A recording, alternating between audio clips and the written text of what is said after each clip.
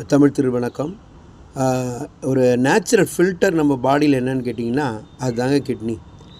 So இன்றைக்கி BP, sugar complaint, TB complaint போக cancer என்பது அது ஒரு கேஷுவலாக இருக்கக்கூடிய ஒரு டிசீஸாக ஆகிட்டு, ஸோ கிட்னி ஸ்டோன்னு from the young to adult வரையும் இருக்குது இல்லைங்களா. அதாவது இளம் வயதிலே சிறுநீரகக்கல், அதனால தான்ப்பா லீவுன்னு சொல்கிறது நமக்கு அது வழக்கமாக போயிடுச்சு. அப்படின்னா என்னங்க, சிறுநீரில் உள்ள தாதுக்கள், அதாவது நம்ம யூரினில் இருக்கக்கூடிய மினரல்ஸ் மற்றும் சால்ட்டு, இதையெல்லாம் அக்குமுலேட் ஆச்சுன்னா ஒன்றாக சேருது தான் கிட்னி ஸ்டோனுங்கிறோம். அப்போ ஸ்மால் ஸ்டோனாக இருந்தது, அதாவது doctor advice without doctor medical ப்ராக்ஷனரில் நாம் எந்த ஒரு ஆக்ஷனும் எடுக்கக்கூடாது. கால்சியம் டேப்லெட் அதிகமாக போட்டால் அது போயிட்டு என்ன செய்யும் அப்படின்னு சொன்னால் டெபாசிட் ஆகிடும். ஸோ அதனால் டாக்டருடைய கன்சல்ட்டில் ஸ்மால் ஸ்டோன்னா அவங்களே ரெக்டிஃபை பண்ணுவாங்க.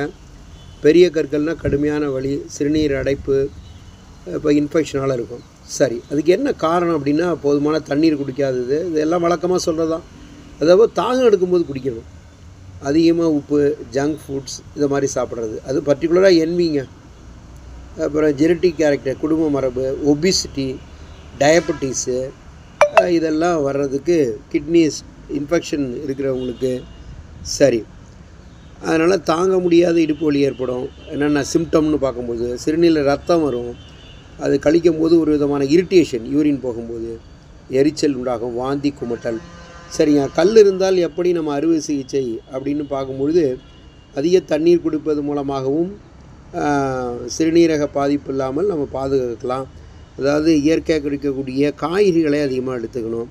நம்ம அப்படி பார்க்கும்பொழுது லெமன், அந்த ஃப்ரூட்ஸு, அதுக்கு அடுத்தது அந்த நெருஞ்சி முள்ளுடைய கஷாயம், வாழைத்தண்டு, இதெல்லாம் கொஞ்சம் நம்ம பீரியடிக்கலாக எடுத்துட்டாலே நம்ம மந்த்லி ஒன்ஸு கொஞ்சம் குறையும்.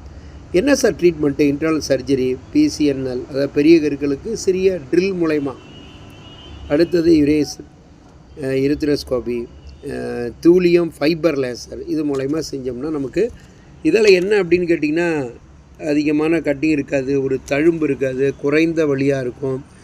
அடுத்தது விரைவான குணம் ஏற்படும். நம்ம இன்றைக்கி என்ன அது ஃபாஸ்ட்டு வேர்ல்டில் நம்ம ஃபாஸ்ட்டாக நம்முடைய ஜாப்புக்கு ஹையர் எஃபிஷியெல்லாம் கூட என்ன பண்ணலாம், இம்மிடியேட்டாக நம்முடைய ரொட்டீன் ஒர்க்கை ஃபாலோ பண்ணலான்னு மெடிக்கல் ப்ராக்ஷனருடைய ரிப்போர்ட்டு. அப்போ ஹீமட்டோரியான்னு ஒன்று இருக்கு இல்லையா, அது பிளட்டில் அந்த யூரினில் பிளட்டு மிக்ஸ் ஆகி போகிறதாங்க